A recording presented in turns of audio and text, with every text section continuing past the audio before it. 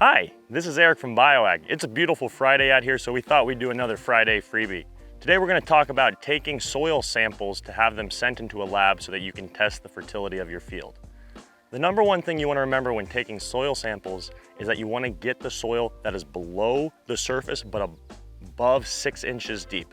That is where the most root growth will likely happen for your plants and where fertility that is applied this season will most likely become available.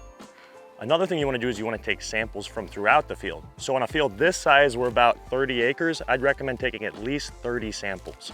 And you want to take them from spots that are as uniform as possible in a representation of the field. You don't want to take them from where you park. You don't want to take them where you load chemical. You don't want to take them where the animals are kept. So I like to use a shovel when I take my samples, but you can use a probe. Either way is fine. Most gardeners will have a shovel somewhere around their house. But what you want to basically do is you want to go deep into the soil and have a straight cut into the soil is your goal.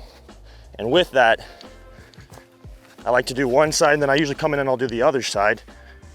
And I'll pull out, basically, you want to go about 8 to 6 inches down. And then this here is where your soil surface is. This is the chunk of the soil you want to clear. So you're going to want to clear it of roots and stuff, but that is the soil that we're gonna take and mix with our other samples before we bag it and send it to an accredited soil testing lab. So basically, this to here would be your actual soil core sample. So this will have your fertility information in it. That's all from Bioag. Thanks for watching. We hope you have a great weekend.